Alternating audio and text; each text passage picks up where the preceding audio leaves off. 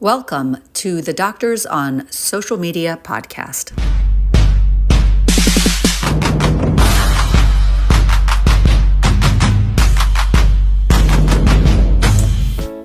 Welcome to SoMe Docs. I'm the founder of this venture, Dr. Donna Coriel, a curious internist turned digital entrepreneur. I run this beautiful community and encourage you all to subscribe, engage, and join us at doctorsonsocialmedia.com.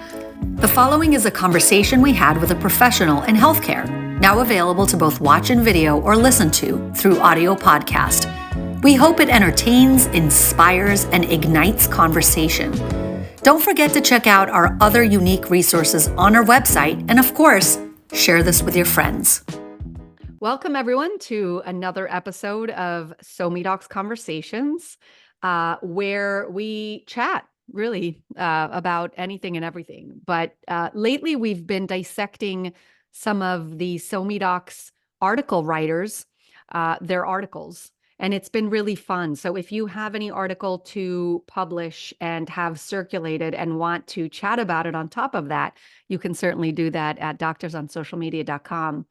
This episode is going to welcome back, since she's already had an episode out and it was fantastic, and I am going to link it in the show notes. This show is welcoming in medical student Amanda Kaine. Amanda, do you want to just say hi to everybody and just give a really short introduction? Yeah. Hi, I'm Amanda. I live in Florida right now, Miami. It's super hot. But I'll be moving up to New York this summer to start my journey in medical school. And I'm super excited. Wonderful. First of all, good luck to you on this really arduous but exciting journey. And secondly, I love how you put up that little thumbs up sign. And Oh, I didn't even do it. I just went like this and oh, that's so funny. Okay, for those of you yeah. listening in the podcast, she had like a little thumbs up thing going up on her screen, and I guess it was just an automatic like AI thing that detects that you're saying hello or something. So Yes, it's interesting. new on Zoom too. If you like lift your arm up, it will raise your hand. It's a Yeah, that's interesting because we did a conference this weekend for Private Practice 101, and the host several times had like balloons and confetti come up on the screen, yes, and I don't think she intended to. probably not. Right, exactly. So funny. Yeah. Right, it is. It is. AI is taking over the world. It Oh, really is. absolutely. In fact, I'm putting together a conference called AI in Healthcare. I mean, we have to talk about it. We have to stay Yeah. on top of it. I don't know. I've seen too many Black Mirror episodes personally. Have you seen that show? No. Wow. Maybe it's better that you don't. I don't know. I mean, Yeah. it's good to watch just to kind of be aware of what's potentially coming down the pipeline, because there's so much eerie truth in that. And for those listening that don't know what it is, it's like a modern day Twilight Zone, especially with technology built into it, like today's technology. And so it's very not scary, but like it's very eerie. And some of it is coming true. Like there's an episode with these like robotic dogs that I've actually seen in the news in real life, like these robot dogs that look exactly the same. And there's also the episode Wow. with Dallas Bryce Howard. I absolutely recommend to everyone listening, called Nosedive. I'll link it in the show notes, but no Nosedive is especially meaningful because it's about the world of social media and really kind of taking it too far with the likes and the follows and things like that. Anyway, Wow. all right. Well, it's a good suggestion. I'll take you up on that. Come Yeah, back yeah. with And interestingly, from eerie to another eerie, right? We're going to have an episode that actually talks about a difficult topic as well. We're going to actually talk about Amanda's article about the Parkland shooting, in which she so bravely shared some of what she experienced back then. And we're going to dive into that, Amanda. So before we begin, I'm going to have you, in a moment, I'm going to have you tell us what Parkland is from your own words. Actually, let's do that. Let's have you start, and then I'm going to follow that up with a more official, not that Wikipedia is so official, but with a Wikipedia description of Parkland. Yeah. So before all this happened, it was very small town. Not many people knew of it. I mean, of course, there was a population, but it was very small and not really heard of in Florida. Um, and it's where I grew up. I spent most of my life there. We ended up moving to Boca Raton, which is a little more up the coast in Florida. But it was my home, and when everything happened, it felt like my home was destroyed because it became very difficult to be there, and that's why we did end up moving. And so did a lot of people. I think it's getting better now that time has passed. I think that it's becoming more of a home for people again, and um, families are being able to be raised there again. It's where a lot of families grew up. So yeah, I think going into the article, we can definitely dive into it more. Yeah, definitely. And before we do go into the article, I'm going to quickly just let everyone know what we actually mean by Parkland, just in case anyone doesn't really know what that refers to. So, the Parkland shooting refers to a high school shooting in Parkland. And I'm going to read just a little, that's in Florida, by the way. And I'm going to read just a little excerpt from Wikipedia about Parkland. And I apologize if there are any mistakes here, any errors. Anyone listening can, of course, um, contribute their comments in the comments section or also share this on their social media with their own interpretation, thoughts, etc. We welcome all interactions to the show. So here we go. The Parkland High School shooting was a mass shooting that occurred on February 14th, 2018, when 19-year-old Nicholas Cruz opened fire on students and staff at Marjorie Stoneman Douglas High School in the Miami metropolitan area city of Parkland, Florida, killing 17 people and injuring 17 others. Cruz, a former student at the school, fled the scene on foot by blending in with other students and was arrested without incident approximately 1 hour and 20 minutes later in nearby Coral Springs. Police and prosecutors investigated a pattern of disciplinary issues and unnerving behavior. The incident is the deadliest mass shooting at a high school in U.S. history. The shooting came at a period of heightened public support for gun control that followed mass shootings in Paradise, Nevada, and in Sutherland Springs, Texas in October and November 2017. Okay, I'm going to pause here because the rest of the story is quite lengthy, and I may go into some of the ensuing events afterwards.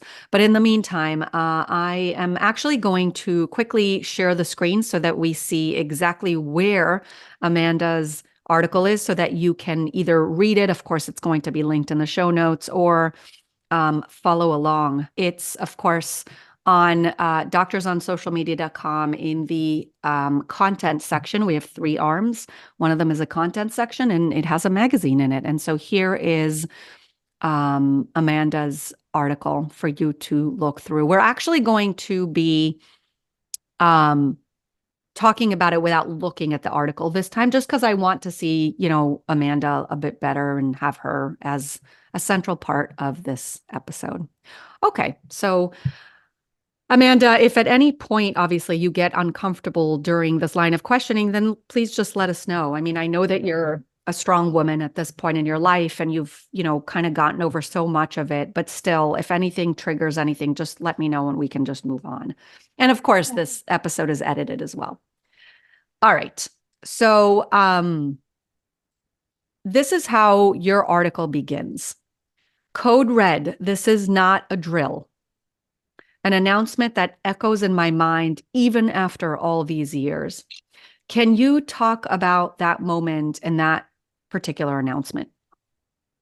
Yeah, we had like an announcement on the overhead saying like this is a lockdown, it's not a drill. And we had to hide and go on the floor and sit and barricade the door because we didn't know what was happening or where it was happening. But it's definitely something that you will never forget in your life of this is not a drill, like this is actually happening to you. You only see that kind of stuff online or in TV shows or whatever it may be, but you never think it's actually going to happen to your community, especially a community that's so small and so unknown almost to the rest of the world. And I think the scariest part is what about the safety of not just yourself, but the safety about everyone that you love, your family, your friends, and knowing if they're okay. That day, actually, our telephones like weren't like the signal was bad or something, and nobody was really able to reach each other. So I was calling my sister and calling my sister, and she wasn't answering. So you didn't know if she was alive or if she was dead, and it's a scary moment that I don't think you can ever forget. And calling your friends and texting them, and the message not sending, saying undelivered. It's a scary moment. You just know at that time that you have to pray and hope that everything is going to be okay. And it's the most you can do when you're just sitting there very vulnerable. I think that it really taught me the importance of empathizing with other people when they're in that vulnerable state of mind, because I've went through that in my life and I've kind of understood what it's like to be ever so vulnerable. And I think I talked a little bit about that in my article, but I think that really led me to want to be a physician and be there for somebody on their worst moment in life. Were you in high school at the time? So no, I was in eighth grade. My sister was a senior in high school, and most of my friends were in high school. So there's like a football field separating the schools, so it's pretty much on the same like landscape. Just really like a that like football field separating it. So again, we didn't know like what was really happening or where it was occurring, because it was hard to kind of communicate with people when our signal was bad.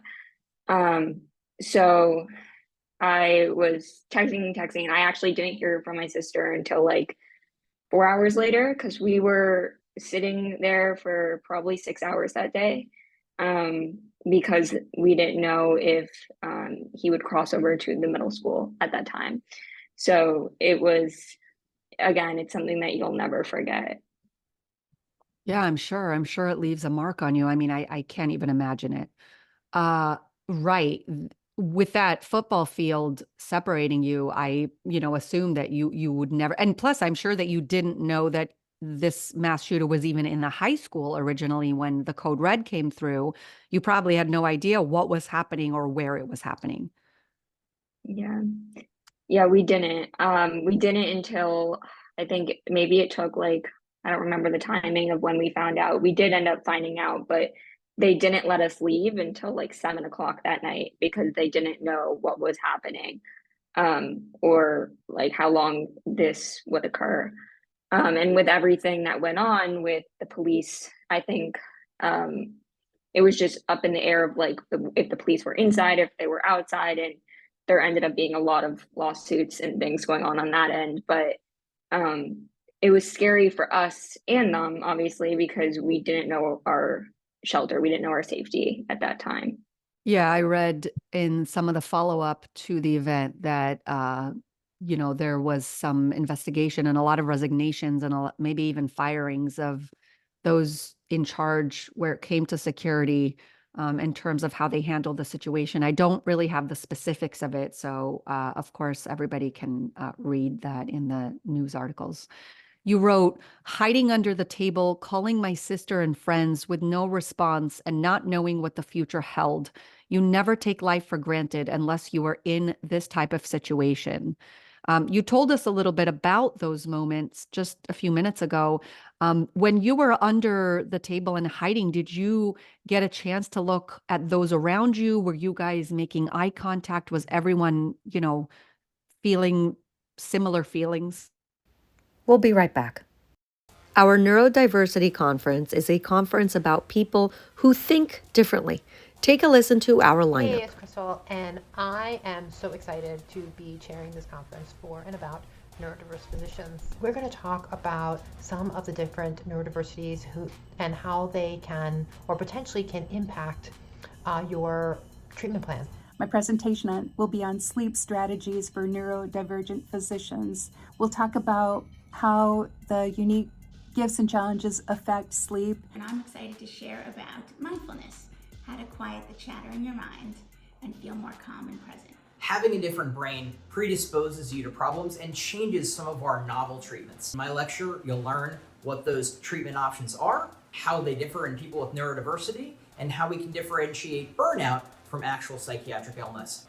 Whether you have ADHD or not, you can join my class to learn how to optimize your executive function and end procrastination loops. There are a lot of people out there who are on the spectrum but don't know it. They know they're different, but they don't understand why. And that's what I'm going to be discussing with you. It's important to remember that this concept of normal or neurotypical is not a value judgment. It's just the most common type of brain, so that's the kind of brain that society is structured around. To better recognize and support your colleagues who may have ADHD, and that includes yourself as well as perhaps people that you're leading if you're a physician leader. You can catch this event live for free or access the footage after it's over anytime by purchasing a ticket on our website at doctorsonsocialmedia.com/conferences. Now back to the show. When you were under the table and hiding, did you get a chance to look at those around you? Were you guys making eye contact? Was everyone, feeling similar feelings? Yeah, so most of our siblings were in high school at the time, so we were all kind of in the same boat of texting and calling frequently with no response or just no signal. And the people I was with that day, and actually the teacher I was with that day, I'm still in contact with, and it's the people in your life that you'll definitely have forever, because you go through such a hard time with them with an event like that. You kind of always will remember. And I remember me and my best friend at the time were holding hands, and it's definitely something that's instilled within your brain forever. I can absolutely imagine.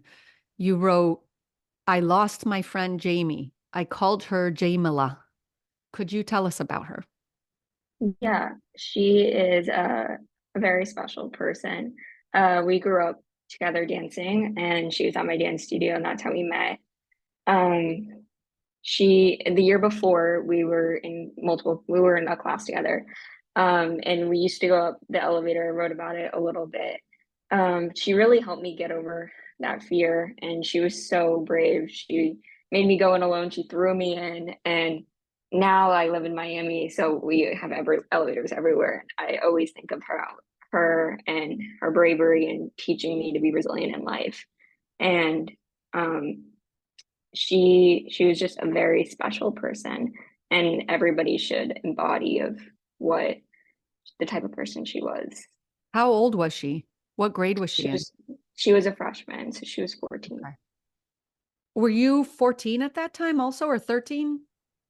I think I was 13 at the time. It was 13. Yeah. Okay. You were right before going to high school.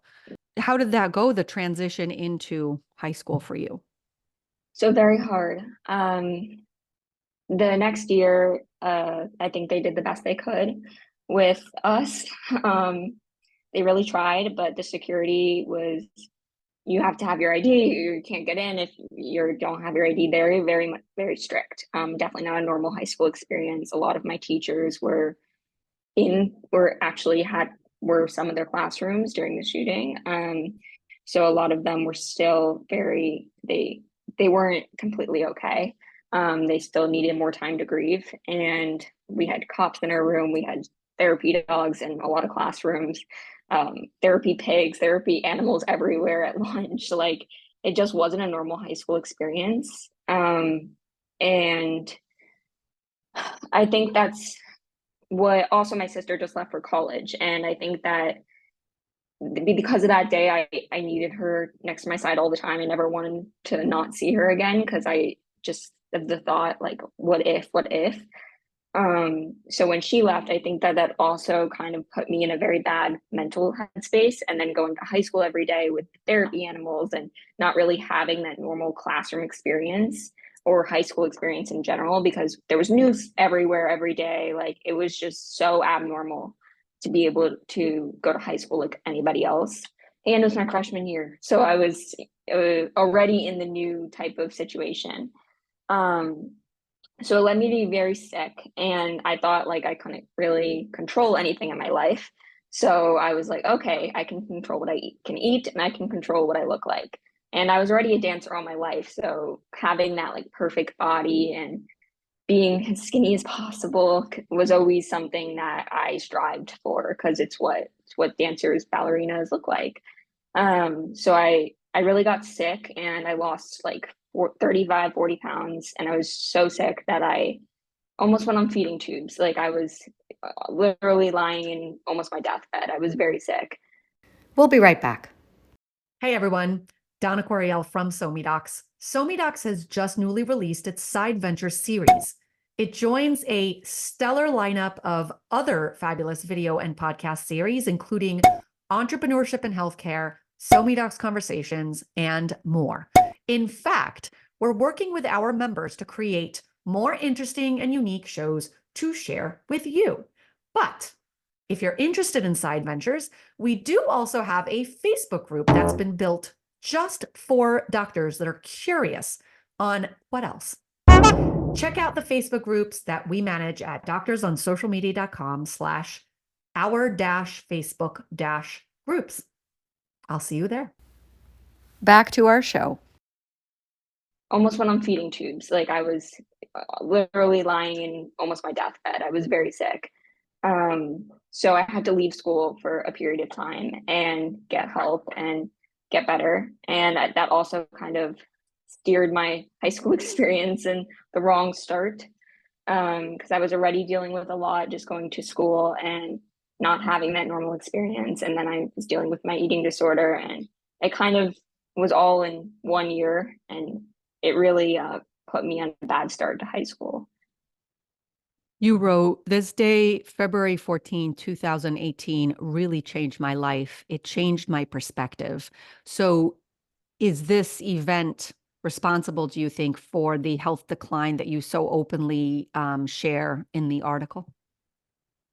I think that it's part of it. I think that going through such a like dramatic change in your life and um, having to deal and grapple with all the aftermath of that event afterwards, and I do think that our community really came together and we were all as close as ever. And we did a lot of advocacy events all the time. I even went to Washington, D.C. and did an advocacy event for gun violence. And those are experiences that I'll have forever and I'll remember forever.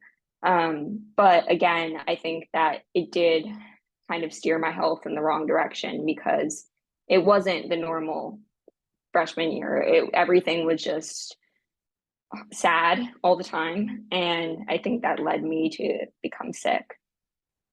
Yeah, that's tough. And you described some of those ailments in the article. I'm not going to read over it because, every listener can go back and read it, but it sounds like you went through a lot.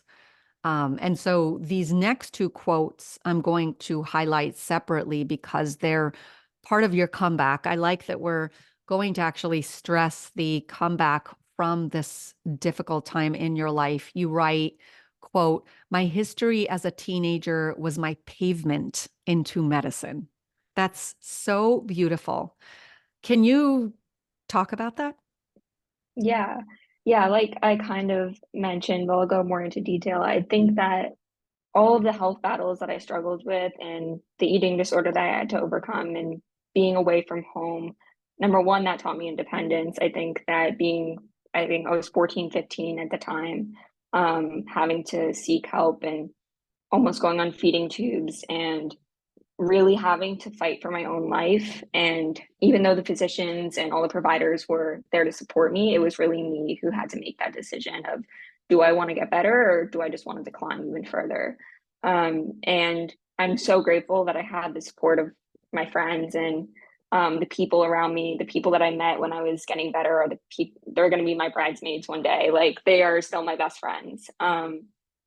So I think that fighting for my life and being in and out of ERs and having to really understand like what's amenorrhea, like what is anorexia, and having to really like understand all those different diseases and then fight for my life afterwards, that really taught me what it's like to battle the disease and then be able to overcome it.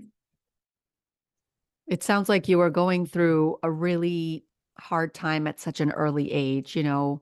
Everyone's got their own issues and their own problems, but I think most people enjoy, a childhood as it's meant to be. And so you certainly had a rude awakening as to the realities of life early on. The other quote that you shared is not only impactful, but it also has to do with medicine. And so this healthcare media site in which this episode is showing and in which you published your article is the perfect place to say the following quote: "I don't do this for me. I am becoming a doctor for the 17 lives lost that day. I am doing this so I can make them proud and honor their legacy." Wow. So my question to you following this is, what if Jaime'le is looking down at you right now, what is she thinking? We'll be right back. Private Practice 101 is the latest in virtual conferences you can access on our site. I'm going to talk to you about lease negotiations and purchase negotiations. I'll talk about how to prepare, plan, and organize your personal finances when you are starting out on your own private practice. We're going to talk about how to apply this information to detect and prevent fraud. This talk is for doctors who are fed up with the overregulation of patient care. And I'm excited to teach you the ins and outs of how to build a thriving referral network and Facebook group. And how to build in compliance efforts and strengthen your negotiation tactics. Because I want you to make money and I want you to stay safe. I'm really looking forward to talking with you about creating and retaining a high-functioning team. About the psychological and emotional things that undoubtedly come up as you reach certain barriers. Marketing yourself as a professional in the world of today. Form a virtual corporation and use your practice skills in a virtual environment that allows you to thrive without having to worry about managing overhead, managing a staff, or even managing a building. Top mistakes in credentialing and those key metrics you're going to want to monitor in order to increase your revenue in your practice. How to overcome your fear and move from your medical practice now into a private practice. I'll share 3 distinct skills that when you use them, you can create and maintain a long-lasting, passionate marriage while becoming a very successful practice owner. My talk called Creating a Vision and Applying It to Build Your Practice is going to help you streamline your process and create the practice of your dreams. Stop trading the value you provide to patients for cost. I'm going to teach you how to learn your value and your worth, how it is you get paid and what you actually cost, and how to train your sniffometer and know when to leave. Access this valuable resource at doctorsonsocialmedia.com/conferences. Now back to the show. If Jaime'le is looking down at you right now, what is she thinking? I hope she's proud. I've gone through, I think, a lot to get to the point where I'm at today.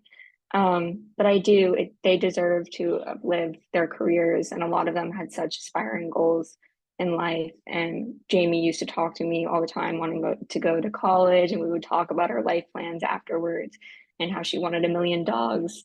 They all had such beautiful stories, and even though I didn't know them all personally, I only knew Jamie. I read all their stories, and they all wanted such beautiful big lives, and I live today to be able to project that for them and make all of them proud. That's really beautiful. I read in Wikipedia again. I mean, I read some news articles about it as well, but I read about, first of all, about the shooter and how he kind of blended into the crowd and kind of was able to escape that way by pretending like he was a student. I wonder if he kind of premeditated that. My second observation here is just that, you hear about shootings and you think a lot of times about like a group of people. Sometimes, a lot of the events from history have had 2 shooters. So it's interesting that just one person was able to carry this out in such a way. I don't know if you have anything to say about that.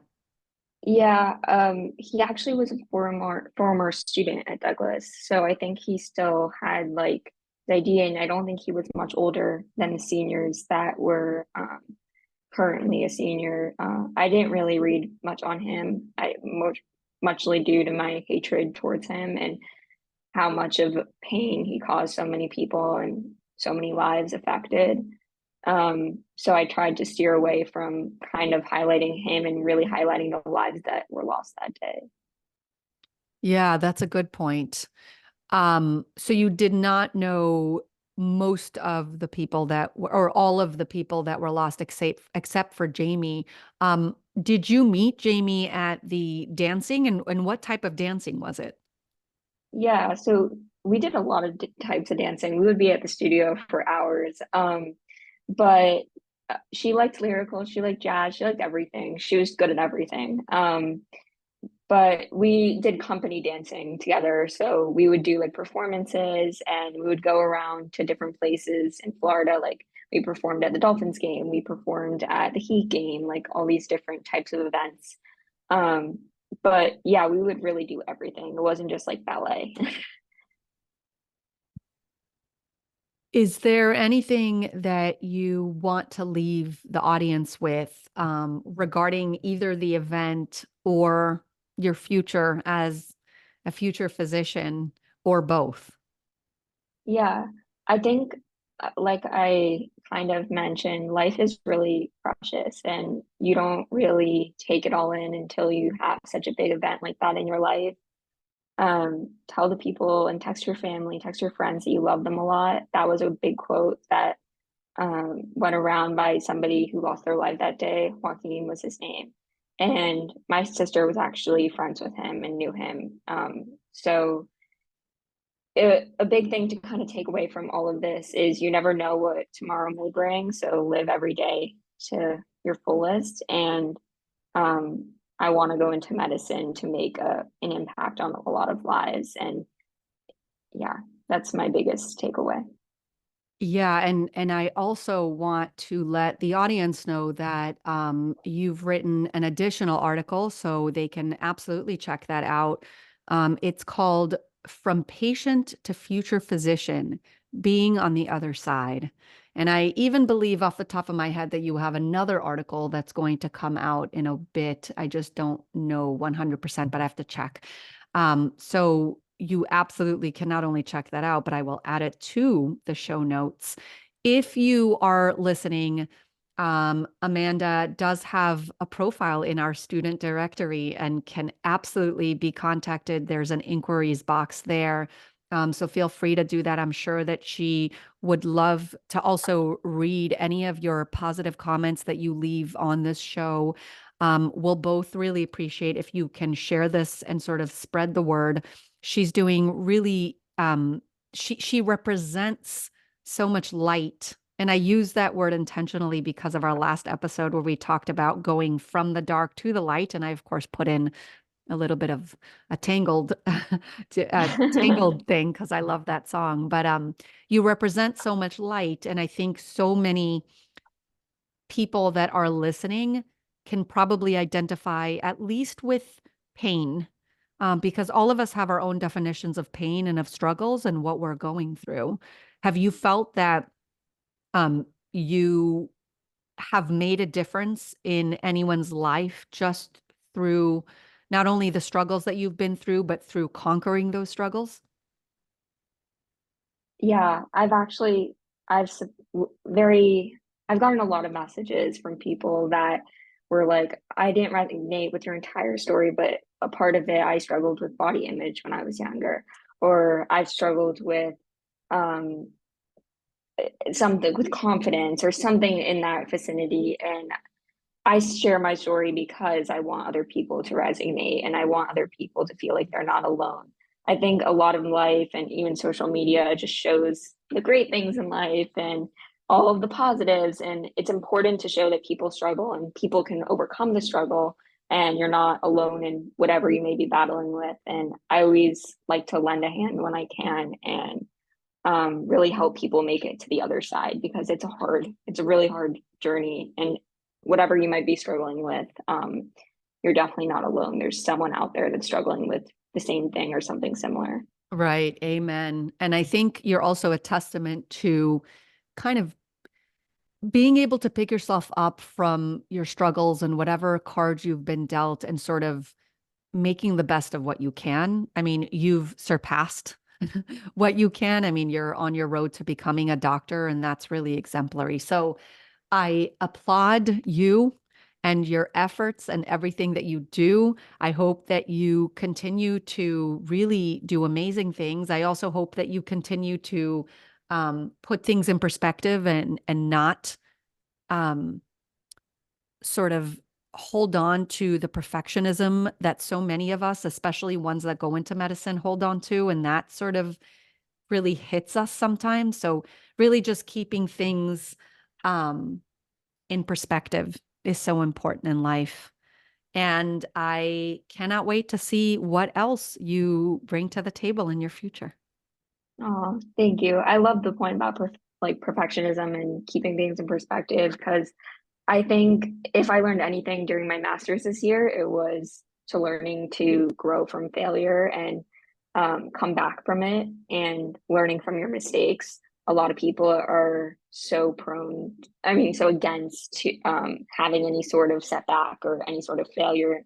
And it's actually the things that teach you things in life. And once you learn from it and come back, the comeback is real. So I think that that's something I hope to continue with me throughout my time and journey to becoming a doctor. Absolutely. And I'm actually experiencing that myself, not only in my own business, but also with my children. You know, one of my children is in college and is going through, you know, that struggle of having really difficult courses and trying to really do well in them. So that's sort of that perfectionism shining through, but also, you know, understanding that this is not easy anymore. You're at university level. And so, yeah, sometimes you're not going to excel as easily.